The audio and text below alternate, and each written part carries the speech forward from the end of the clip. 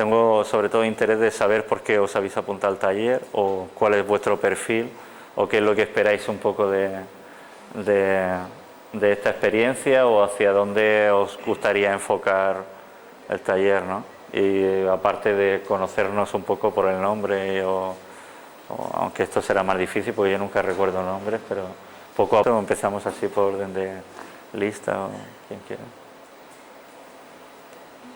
Empiezas tú mismo, que te toca ahí. Debatir por qué ahora mismo todos tenemos software propietario, mismo tienen software propietario, y por qué pasa esto y hacia dónde vamos con esta configuración y demás, ¿no? ¿Quieres decir algo más? Yo me llamo Rosa y bueno, soy funcionaria toda. ¿No? Creo que desde el punto de vista político quiere decir a lo que se dedican los políticos, ahí vamos a poder entrar muy poco, porque base de la política es que un político hace política para sí mismo, no hace para los demás. Entonces creo que en la base del software libre, precisamente, a la comunidad valenciana seguramente le obligaría a tener que ir a hablar con la parte del proyecto que se ha hecho en Extremadura.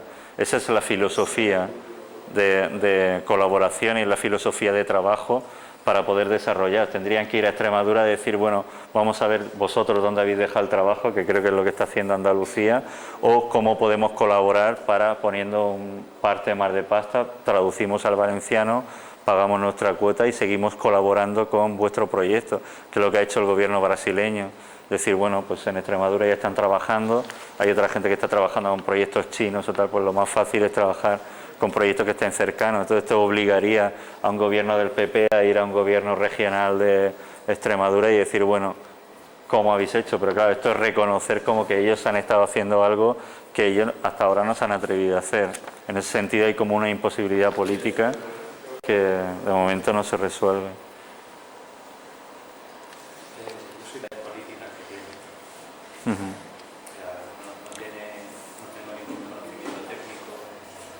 Pero tú no ves raro todo esto, no lo sé. Yo siempre me pregunto, porque ahora voy hacia gente que estudia. Pero sobre todo yo creo que tengo una dificultad, ¿no? Que cuando he querido acercarme un poco al sistema Linux, veo que no sé, a mí que soy, bueno, pues yo he trabajado con propietario, Sí. pues tengo el problema de que no sé, o sea, no tengo como las herramientas básicas para empezar, ¿no? Y esa ha sido un poco mi dificultad. Luego, de la falta de tiempo que todos sí. tenemos y demás, ¿no? Luego esto del taller, pues poder iniciarme Linux y poder meter... se instala, ¿no? Y luego hablaremos también de qué es esto del sistema y demás, ¿no? Yo estoy súper interesado en acción en España en los últimos años, que cada vez hay más medios gratuitos, y sin embargo los de Internet, que son los que menos costes técnicos dan a un medio de comunicación, sobre todo porque una vez que maquetas en una edición electrónica, no sé si has trabajado así en una edición de tipo El País o un periódico grande, La Vanguardia, casi todo va directamente a un motor que va metiendo todo en las páginas web de una forma más o menos automática. De hecho, en La Vanguardia tú ves la hora a la que se publica, a las 5 de la mañana, tal, porque el mismo redactor da a enviar y va enviando al mismo sitio. A la vez que se envía a plancha, se envía a otro lado y tal, ¿no? Pero es una paradoja que hay sistemas súper sencillos de montar, luego ya veremos así Weblog o tal, que son muy sencillos de montar y se lo monta uno mismo. De hecho, en Estados Unidos uno de los grandes... Está el tío este de un weblog que comenta, no me acuerdo ahora cómo se llama, es muy famoso, que comenta simplemente noticias de todo el mundo. Es una especie de confidencial periodístico y el tío solamente tiene un banner de publicidad y creo que se saca 1,5 millones de dólares al año que luego paga a otra gente. O sea, el tío redistribuye el dinero porque es uno de los medios de comunicación en Internet más visitados. Solo tiene un banner. Yo el día que cuando vi las cuentas, porque las publica él allí de lo que va ganando, y digo, hostia, gana una pasta. Pero es un tío que comenta de una forma cínica todas las noticias de los periódicos, tal. Entonces comenta, no, pues este tío en realidad lo que ha querido decir es esto, tal, ¿no? Pero el periodista no le deja el periódico. Bueno, yo soy Iván, también de Información, aunque hace ya un tiempo, en la época pretecnológica. Mi acercamiento aquí es más, por un lado ideológico, también por tal vez descubrir nuevos canales profesionales, pero yo creo que más por la filosofía que que implican.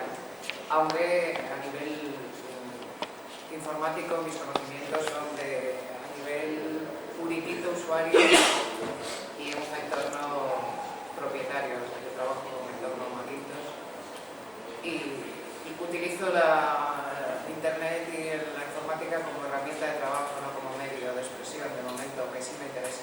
Sí. Bueno, básicamente es una herramienta, muchas veces que hablamos es herramienta. Lo que es verdad que dentro del mundo del arte, que esto a lo mejor tiene más que ver para los artistas, que es algo que incluso muchos artistas todavía no están valorando, ¿no? Creo que hay una intención política siempre con las herramientas que utiliza. Yo creo que incluso yéndonos a hace un siglo, Picasso elige el blanco y negro para pintar el Guernica porque hay una intención política de utilizar una visión en blanco y negro, o utiliza, yo creo que todas las herramientas, la perspectiva, hay una intención también que va más allá solamente de lo puramente formal, y creo que los artistas muchas veces no son consecuentes. Hubo una explosión con el tema, por ejemplo, de Flash como herramienta de expresión. Flash, que es algo absolutamente, toda la tecnología depende de una compañía. Tú no puedes estar haciendo... Yo me he encontrado trabajos incluso con un trasfondo político muy potente y todas las presentaciones estaban hechas en Flash. ¿Qué pasa? Que cuando Macromedia está bajando en la bolsa, cambia su player y obliga a ir a todo el mundo a la página de Macromedia a descargarse el nuevo player para el Flash.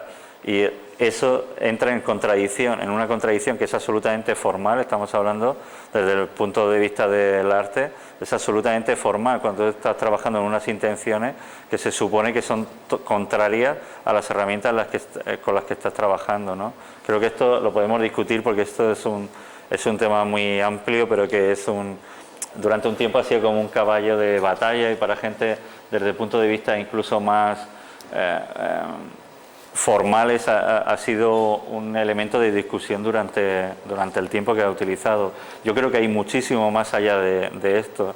Estás utilizando, muchos de los que diseñan o empiezan a diseñar en escuelas de diseño pasó con los CDs. Hubo una explosión de la gente que diseñaba CDs. Recuerdo el gobierno de Francia, que se había quedado detrás en todo el tema de Internet, puso muchísimo dinero para dar becas a artistas para desarrollar CDs, porque ellos decían que era el metamedia, ¿no? Un nuevo medio de comunicación, un nuevo formato más allá del libro. El CD, ya cuando nace comercialmente, es una tecnología casi obsoleta, porque todo lo que puedes tener en un CD, al no ser que sea un medio de transporte, es una tecnología que lo único que hay es un medio de almacenaje, pero como formato no ha tenido ningún tipo de significado. Yo, de hecho, tengo una bolsa ahí ahora que me he traído de artistas que estuvieron diseñando CDs con buenas becas, o sea, CDs impresionantes, que todo se puede hacer desde Internet, porque al final es un contenedor. Incluso yo creo que esto saldrá estos días, qué significa un ordenador o qué es. Yo creo que lo interesante de lo que vamos a estar hablando son formas de comunicarnos y formas de colaboración, y esto es específicamente cuando tú estás en red. Es muy diferente. Otra cosa es que tú tengas un contenedor en tu casa, tengas disco duro o lo tengas en cualquier sitio. Keith Fantin, el artista que funda Irrational, que luego veremos a lo mejor algún día algún tipo de proyecto, que es un personaje como mítico dentro del mundo del netar, no solamente no tenía contenedores, ordenador, nunca ha tenido nada. Durante 6 años no tuvo casa, no tuvo ningún tipo de propiedades, no tenía nada. Es una forma de vivir la que tú te puedes mover, ir a Marruecos, encontrar un cibercafé que vale más barato que aquí, hace un año valía menos de €1, 2 horas de conexión o así, conectarte allí, si necesitas un programa, bajártelo, necesitas una foto, está en cualquier servidor que tú tengas en cualquier sitio del mundo. Entonces es otra forma de trabajar. Ves tu email, mandas cosas, recibes, necesita un papel del banco, le mandas un email, lo recibes. Tenía todo lo que es en un servidor y tenía una forma de vida absolutamente... o sea, no tenía nada, ni siquiera. Se había comprado un traje que llegaba al hotel, se lava y se secaba en 5 o 10 minutos, un traje especial. No tenía nada, ni ropa, nada. Y se puede vivir, y vivió durante 6 años, invitado a conferencias, invitado a exposiciones, viajando todo el tiempo. Esto que también es como un artista de más o menos éxito, entonces te van invitando y te vas quedando en hoteles o en sitios de verdad. También es verdad que Heath cuando él iba a un hotel canjeaba el ticket del hotel a otra persona y con ese dinero vivía en otro hotel más barato mucho tiempo. Os recuerdo un taller cuando llegamos a Angar, a Barcelona, que era aquello de la Trienal, y Angar había comprado una serie de equipos súper nuevos, un Pentium 4 con súper bonito y tal, ¿no? Entonces llegamos allí y Heath y yo lo primero, hostia, han comprado pero solo hay 7 y tenemos 25 personas en el taller.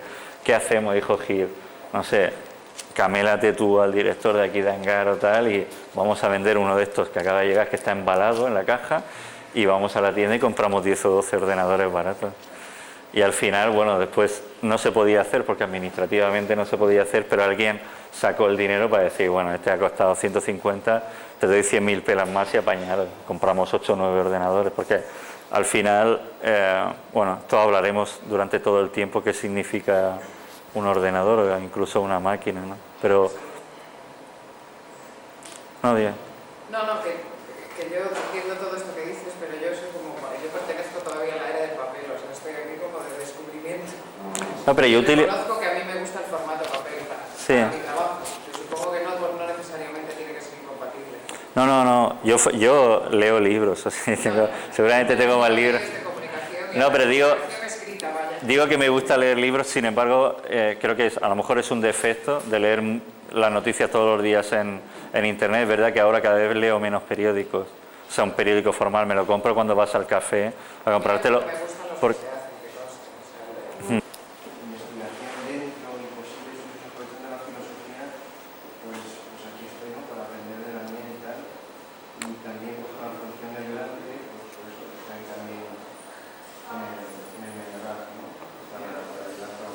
Bueno, Abelardo, más que ayudante, es un poco el coordinador del taller, entonces es a quien hay que darle la brasa un poco para... También Alfredo, que está también un poco integrado con esto. ¿Eh?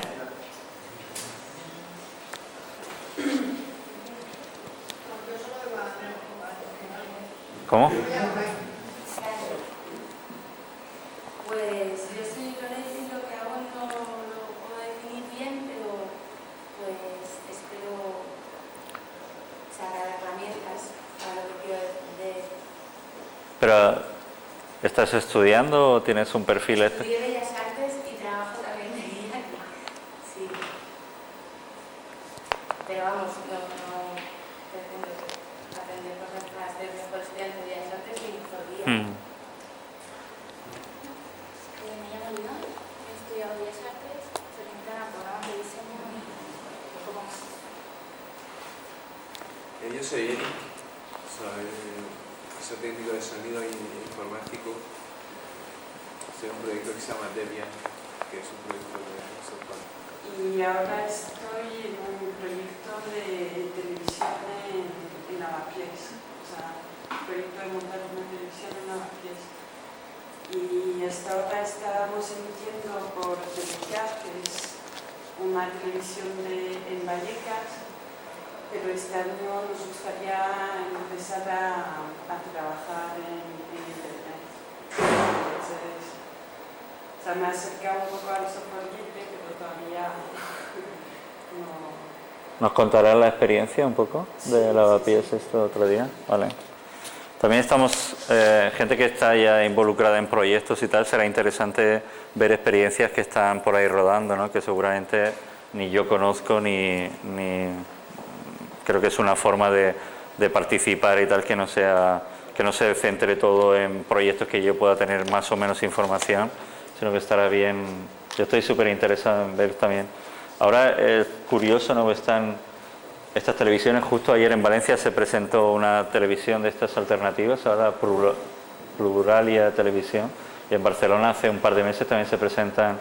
También se supone que aprovechando un hueco que hay ahora de la nueva ley de televisiones digitales, pero que me imagino que esto en cuestión de 6 meses el gobierno lo resolverá y lo volverá a dejar en el punto donde está. Pues en realidad creo que esta ley ha salido para que salga local y hay 2 o 3 televisiones más que ya sabe todo el mundo quiénes son los accionistas, pero bueno, de momento hay gente trabajando. La de Barcelona es de solamente colectivos sociales y demás, y la de Valencia viene de gente... casi todos los expulsados de programas de radio televisión valenciana, por diferentes motivos, que son un poco los que han liderado, y luego hay una serie de 50 colectivos sociales y demás, ¿no? Yo dejaría a Marcos y Antonio un poco que nos hablaran de la experiencia de Wireless Madrid también, y un poco ver, no sé, qué nos proponen, ¿no? Hablar, ¿no?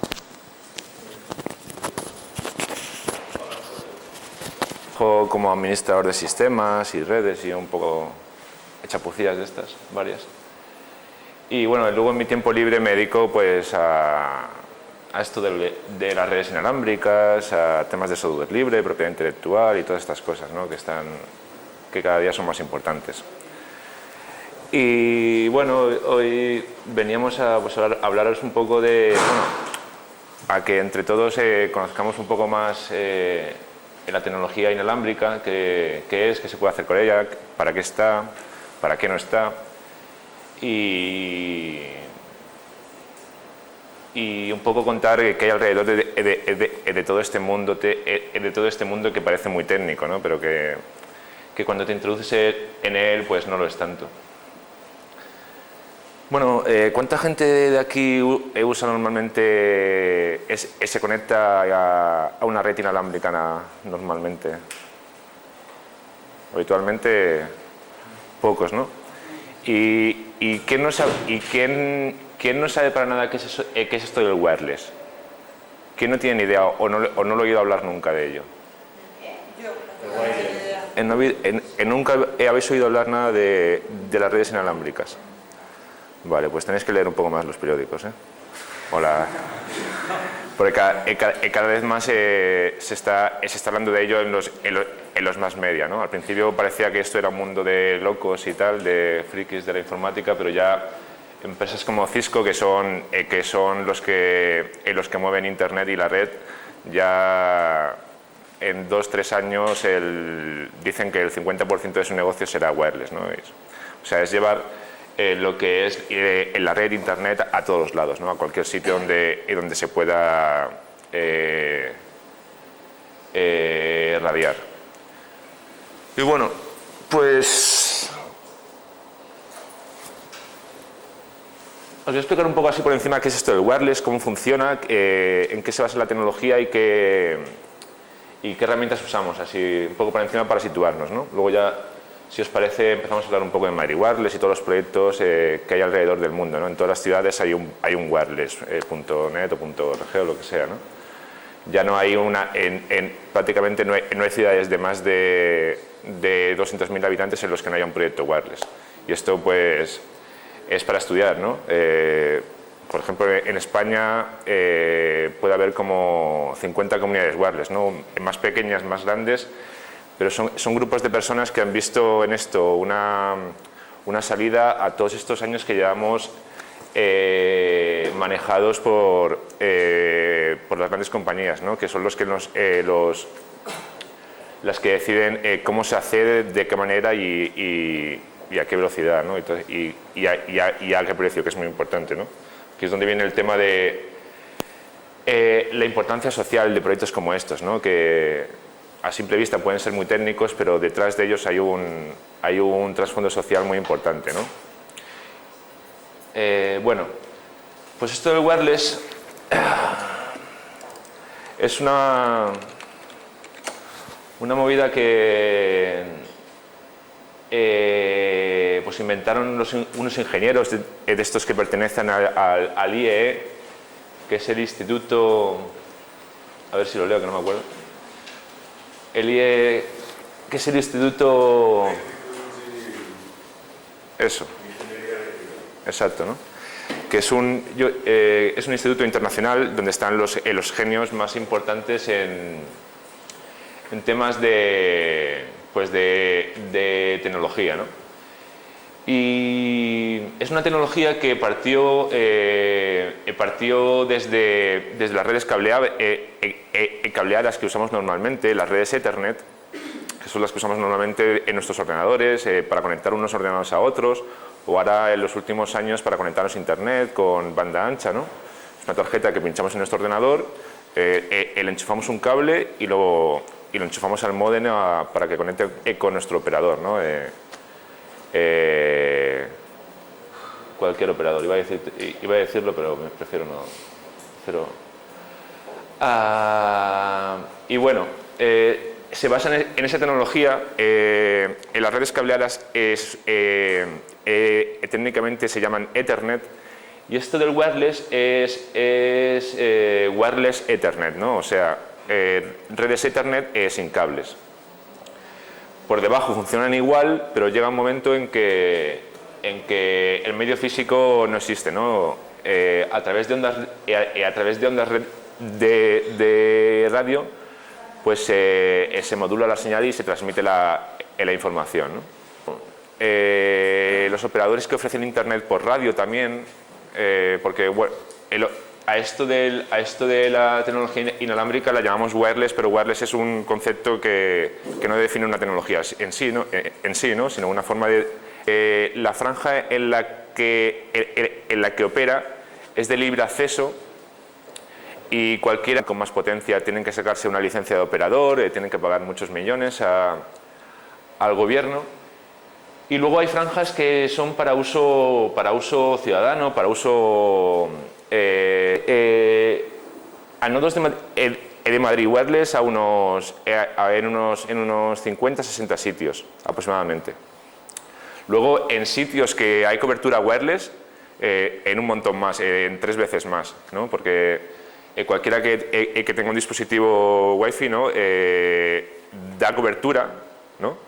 Y normalmente esos dispositivos suelen ser puertas de enlaces a internet, ¿no? O sea, te puedes ir por la Castellana, por cualquier calle, por la Gran Vía, incluso ya por los barrios más pequeños y más estrechos, y puedes ir con un dispositivo, un PDA o una cosa de estas, ¿no? Que es lo más cómodo. Y ya hay cobertura en muchos sitios, ¿no? Y en sitios como Manhattan, por ejemplo, en Seattle, Portland, en Londres, ya es muy difícil salir del rango de cobertura siempre que estés dentro del downtown de la ciudad, ¿no?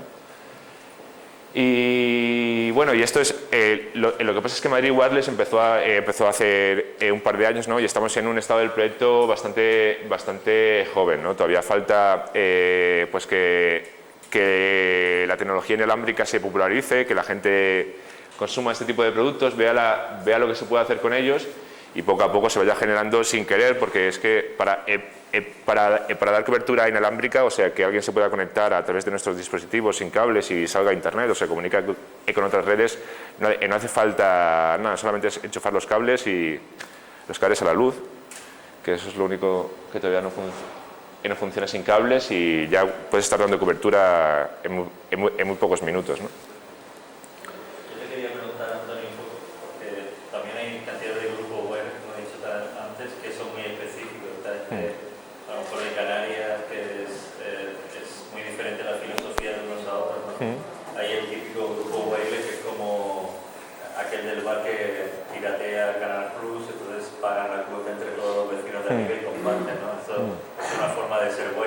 Hombre, en un pequeño barrio pagan entre todos, se hacen una pequeña bolsa, van pagando y tal, pero creo que en Madrid Wireless precisamente hay esta intención social de crear alternativas. La gente que creó Madrid Wireless y que desde el principio está alrededor de Madrid Wireless, bueno, Madrid Wireless es un proyecto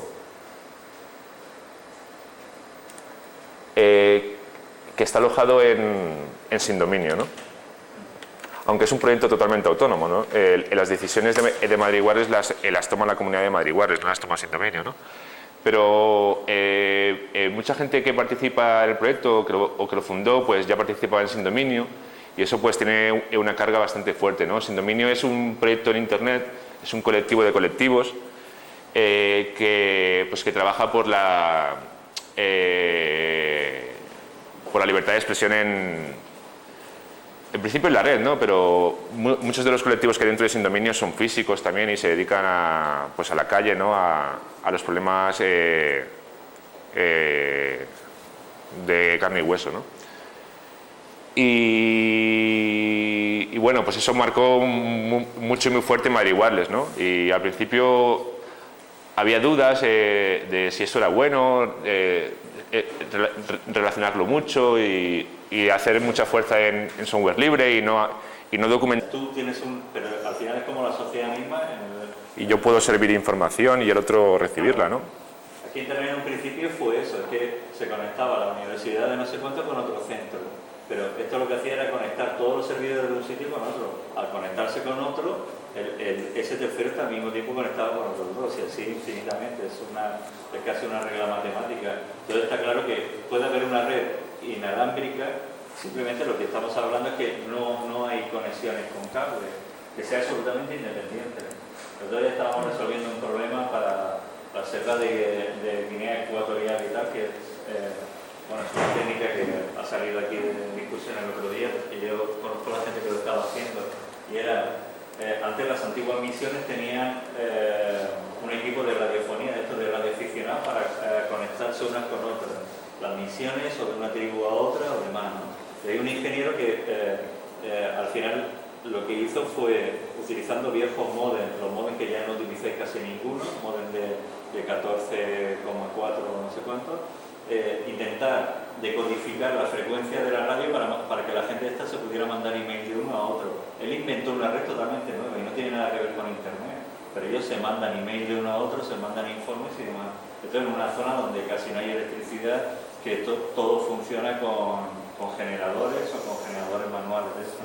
Pero esto es una red. Si uno de estas redes se conecta evidentemente en el centro de Masao o lo que sea, en un sitio donde tienen más capacidad técnica, se conecta a internet, evidentemente todos los demás, cuando envíen un email entre ellos, podrá enviarse a Estados Unidos y tal, pero en un principio era conectarse con documentos. Está claro que cuando uno sobre toda la red se conecta todo a internet, o sea, lo que entendemos como internet, que al final es la red de redes, pero creo que hay que tener claro el concepto de red, que es el concepto interesante y que realmente ha hecho evolucionar los sistemas de información, de transmisión de información. Sí, yo quería añadir una cosa, y es que Internet no es la única red internacional que ha habido antes. Claro. O sea, no sé si seguirá existiendo, me imagino que sí, porque son cabezones, existirá Fidonet, Sí. que hay gente que se conecta por medio o por enlaces de radioaficionado o por teléfono. Sí, sí. Entonces es una red seguramente cubra el mundo o el mundo Sí, por sí. lo menos. Tú puedes mandar un mensaje de correo por esa red hasta un sitio. O sea, que lo de Internet parece muy importante ahora, pero O intercambio de documentos, que había esto que llamabas al otro y tenías un programita que el otro lo activaba, tú el tuyo, y mandabas. Y luego el que más dinero tenía, pues pasaba los paquetes de un país al otro, ¿no? Porque era el que tenía que pagar un poco más. sí que es cierto es que ahora Internet está controlada por compañías y hay que pagar para acceder a ella. Sí. Pero no tendría por qué ser así. Yo creo que lo que es específico, por lo que él explicaba, que es específico de Madrid-Wireless, que siguiendo la filosofía, lo de Seattle no sale como una historia que sale el día a la mañana. En Seattle se dan unas condiciones muy específicas, políticas y sociales en la ciudad. Todo el mundo ve cuando son las revueltas en Seattle, que realmente desde donde se analizan y se sacan este tipo de conclusiones. Pero ellos ya tenían capacidad en ese momento para que la ciudad, bueno, si ven los puntos de acceso en Seattle comparados con otras ciudades en esa época, es alucinante. Entonces, tenerlas muy bien conectadas, esto les permitió en las mismas, desde dentro, estar retransmitiendo en directo con un solo ordenador de forma inalámbrica, porque ellos ya tenían una estructura totalmente configurada. Luego, eso lo que ha hecho es que las redes wireless realmente se adelantaran, las comunidades sociales, digamos, que estaban creando estas redes, se adelantaran un poco a las comerciales en ese sentido, y se adelantan en muchísimos principios. No en la técnica, porque el hardware último todavía es uno de los puntos del mundo libre, que aunque hay gente que está experimentando con hacer un procesador totalmente libre o demás, pero es algo que es realmente muy complejo, pues necesita una inversión impresionante, pero creo que en temas de software ahora la mayoría es porque el HTML, el lenguaje que define una página, ha estado libre, o sea, es un lenguaje abierto, codificado por un consorcio y tal, que todo el mundo podía acceder. Y todo el mundo, seguramente, casi todos habéis hecho los pinitos de hacerse una pequeña página, es decir, o por lo menos una página que ponga un título en negrita y una foto en medio. Y vas al código y lo copias de otro. Dices, coño, ¿cómo ha hecho este tío un enlace? Pues poniendo aquí 2 comillas, no sé qué, no sé cuánto. Eso realmente, más que cómo estuvieran las redes desarrolladas técnicamente, es lo que ha hecho que se desarrolle mucho el lenguaje. que se desarrolle el lenguaje de HTML de alguna forma, pero también que se desarrolle que muchísima gente pueda acceder a diseñar sus propias páginas. En el mundo del diseño digital, gente joven que empieza a diseñar páginas es fundamental. Si no puedes ver el código, por eso digo yo, cuando era antes Macromedia, los productos de Macromedia, Director o Flash, que la gente se termina su programita y lo encripta. Incluso una animación de un botón, que es algo absurdo, que cualquiera puede hacer, que muchas veces no es que no lo quieras desarrollar, es que simplemente dices, joder, pues lo copio de este tío que lo ha hecho muy bien y hago esa animación de ese botón. Hasta esas pequeñas cosas, cómo se mueve el cursor por la ventana, todo este tipo de pequeñas cosas, si no lo ves, al final la creatividad se va reduciendo de una forma alucinante. Por eso cuando dicen la ley de patentes que va a salir ahora o todo este tipo de cosas, lo único que están restringiendo al final es una creatividad. Sobre esto podemos discutir, porque hay mucha gente que dice que si no, las compañías no invertirían y no tendríamos fármacos, no tendríamos tal, porque si todo el mundo pudiera hacer el mismo fármaco, pues las compañías tal. Esto es súper discutible. Yo creo que todas las compañías de fármacos ahora están utilizando un software libre, que es la lectura del código de genoma humano, que era toda esa información se ha obtenido de universidades públicas de todo el mundo. En cualquier universidad de medicina, de biología, de investigación médica o molecular o tal, de cualquier mundo, encontraba un nuevo par, lo enviaba a San Diego y iba a la base de datos. La Viagra, todas estas nuevas drogas que están saliendo ahora, todo está hecho con esa investigación. Gente que cogía pares de esa investigación del genoma y decía, coño, esto es para la potencia viril, esto es para no sé qué, no sé cuánto. Y esa combinación la están patentando, cuando la información de origen es absolutamente pública. Sí, seguramente sabes. No, que hay un ejemplo interesante en ese sentido, con lo del genoma, es decir, en el que en principio eso empezó como había varios grupos haciendo, y uno de ellos en una universidad pública fue el que puso el paquete en internet, lo cual saboteó la posibilidad de cerrar eso, que era un poco el plan industrial de una serie de empresas, y un ciudadano que cogió jugándose el tipo de una serie de sentidos, y el catálogo de información y lo puso en línea. Otra cosa que quería comentar en términos de antepasados y fósiles vivientes de redes está el Minitel, que es una cosa Exactamente, francés. que el francés, que además el Minitel era analógico, Sí. una cosa curiosa, era un sistema que acababa teniendo tráfico de textos y de datos, pero que no fue digital, debe tener partes digitales, pero no era. Pero que era súper avanzado, de hecho. Y mucha de la reflexión social y el papel, por ejemplo, hace años en Montpellier había un centro de investigación que estaban viendo impactos de eso, por ejemplo, de las primeras gentes que establecieron comunidades que se entrelazaban con el Minitel, eran monjes budistas que habían aparecido por Francia, estaban perdidos en África, refugiados que estaban perdidos cada uno en su esquina, y en su entorno no tenían nadie con quien hablar, entonces se encontraban con el Minitel, unas comunidades virtuales de unos 70 habitantes con el pensamiento. De hecho, yo creo que el éxito del Minitel en Francia frenó su apertura a Internet. No puedo amplificar esa señal, porque si yo amplifico esa señal, o sea, la tecnología yo la tengo. Si yo pongo una antena incluso tan chapucera como esa o otra, yo puedo llegar del centro de Madrid a las afueras de Madrid. Incluso está el grupo este de Canella, llega a 74 kilómetros sin amplificar lo que es su antena. Pero si yo compro un amplificador de una antena, que es el mismo que se utiliza para la radio, o que sea de un vatio, yo de aquí puedo llegar a comunicar. O sea, hay grupos sociales ahora mismo con su tecnología que, salvando esto que es absolutamente es algo legal, puede llegar de una ciudad a otra, puede comparar. Hay un alcalde en un pueblo en Cataluña que Telefónica le pedía no sé cuántos millones por llevar internet ADSL a unas masías que había, y el tío dijo no. Y yo legislo en el pueblo, yo te le compro 10 megas de ancho de banda y yo hago mi red wireless. Eso el alcalde, porque es un tío, daba la casualidad que era de un grupo wireless, y el tío dijo, a la masía que hay allá, que no llegó, que está a 5 kilómetros, yo saco una antena, amplifico y llegamos de punta a punta, ¿no?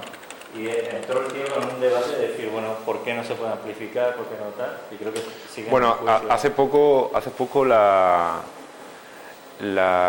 CMT ha librado un poco el espectro, y creo que se puede emitir con un poco más de potencia. Sí, 0, con lo cual ya se puede hacer enlaces de más distancia y más calidad. y un poco más alto, ¿no?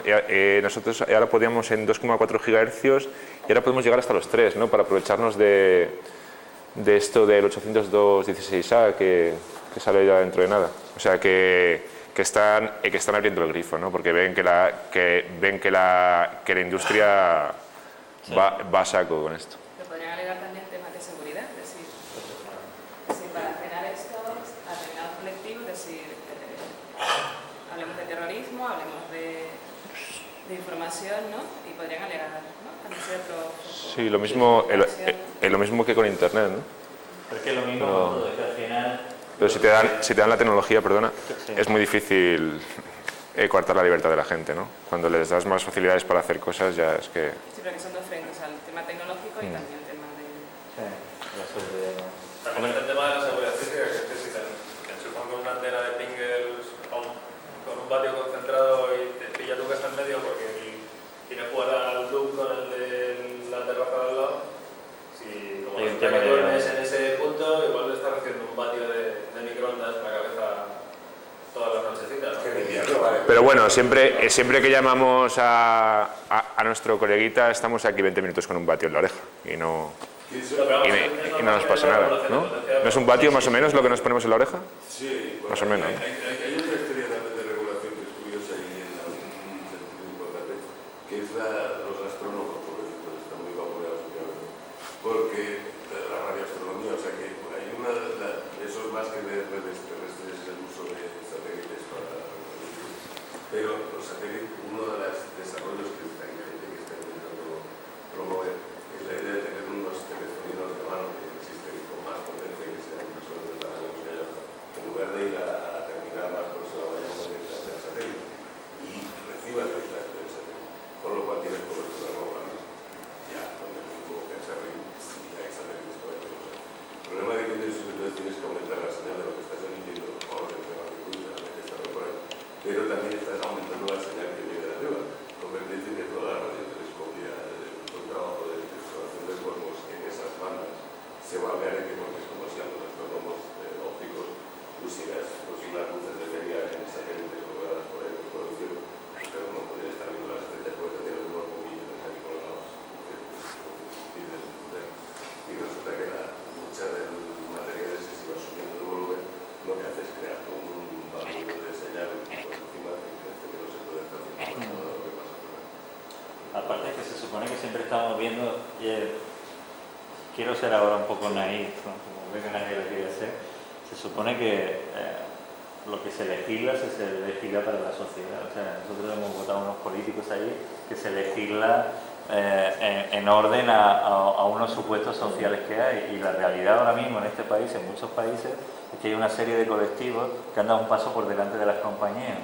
Entonces, no sé cómo se puede... Perdón un momento, ahora que lo comentas, quería comentaros que hace poco en el corredor de Lenares, que es una zona de Madrid, ¿no? Que en la que hay varios pueblos como Pozuelo, Alcalá de Henares, Guadalajara y todo esto, ¿no? Bueno, pues unos chicos de entre 15 y 30 años han montado y han enlazado como 5 o 6 pueblos, ¿no? O sea, un área de unos cuantos kilómetros, ¿no? Sí.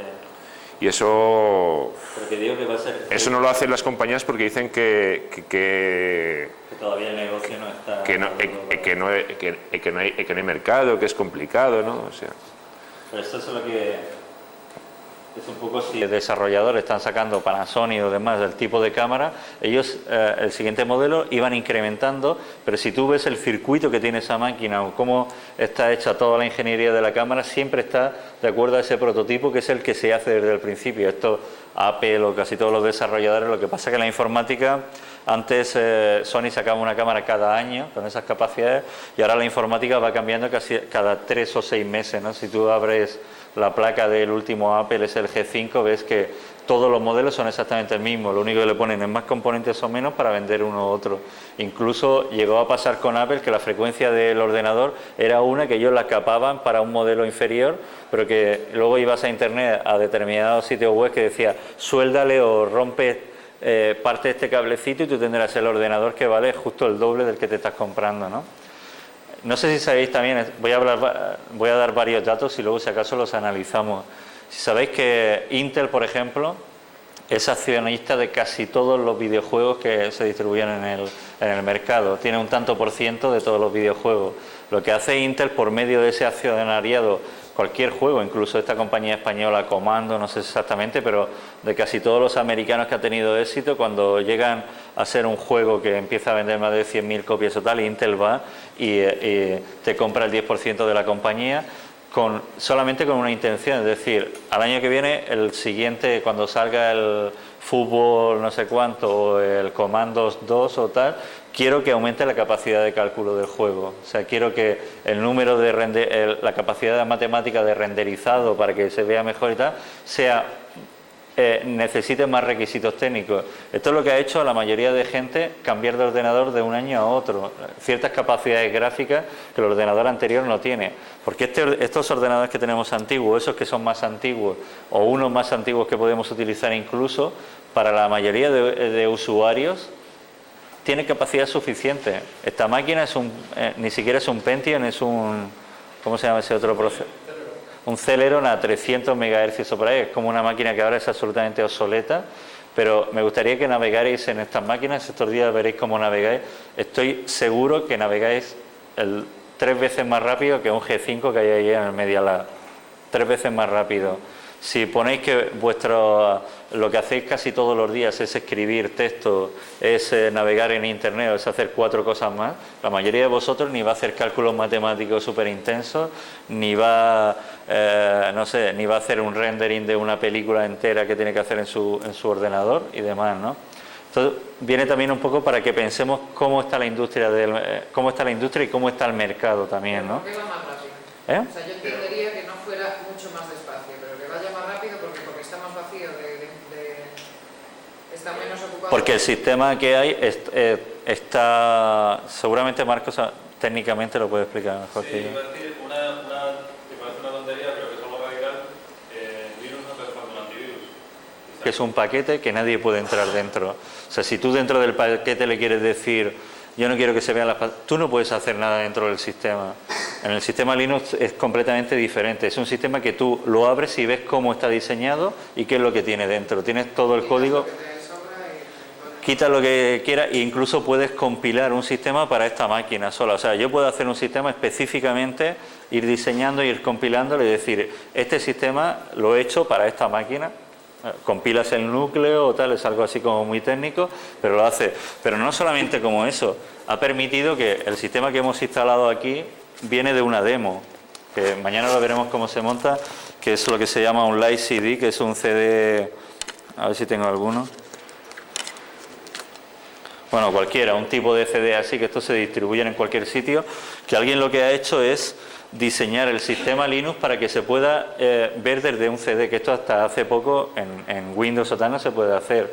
Y era precisamente alguien que se puso a desarrollar porque para muchos usuarios el tema del Linux era una historia como muy compleja y tal. Dijo, bueno, voy a hacerla en un CD para que sin tocar mi PC de nada, yo meto mi CD, lo meto en el CD y se arranca con ese sistema, con un sistema completamente nuevo, con un sistema que está cargado en memoria y tal. Lo que quiere decir en un CD, quiere decir también en un llavero, quiere decir en cantidad de dispositivos. Yo he visto un sistema operativo en un anillo. En un anillo. Conozco a un tío del MIT de Massachusetts que lleva un servidor en el reloj, con un sistema Linux que lleva servidor de página web, base de datos de todos los alumnos, los exámenes y todo. El tío llega a clase, es más grande el conector que utiliza, que se ha tenido que el tío que hacer pero el tío en su reloj lleva ahí una memoria y tal, lo conecta a clase y dice, conéctense a la página 172.46 tal, su IP de su servidor, que estamos en exámenes, descárguense el examen número 2 que vamos a tal. Y precisamente lo que permite es porque la gente, o sea, lo que permite un sistema abierto, esto ya son historias de Stallman o tal. ¿Por qué evoluciona la paella? Porque sabe los ingredientes que tiene. Pero la receta de las croquetas de la tía María de no sé qué restaurante nadie la sabe hacer porque no te da las croquetas. Si alguien te diera la receta de la señora María que hace las mejores croquetas del mundo, esa receta va evolucionando. Hay otro que se atreve a echarle queso. Y yo creo que la creatividad en ese sentido tiene que ver mucho con qué elementos o cómo podemos ver lo que hay dentro. Si tú no abres el cuerpo humano para ver lo que hay, o sea, si nunca se hubiera podido abrir o no llegábamos al genoma, o sea, ¿por qué podemos avanzar en la ciencia en este sentido? Incluso médicamente, porque podemos saber la información que hay dentro. Si el cuerpo humano fuera algo absolutamente bloqueado, que no pudiéramos entrar, no pudiéramos descifrar el genoma, y en este sentido lo que pasa es que hay una compañía que cierra todo eso, que dice, no, en este caso no del cuerpo humano, pero aquí no podemos entrar, o sea, en este sistema no se puede entrar. Este sistema es así, tú lo compras o lo haces como quieras, ¿no? Y a nivel de programas, no de intercambio y manejo de información, como puede ser wireless, como puede ser internet, Servidores. de programas pues, de diseño, Sí. esos, En eso yo tengo un ejemplo que es el que uso, es que últimamente se he dado como varias historias sobre esto. Yo estaba escribiendo un texto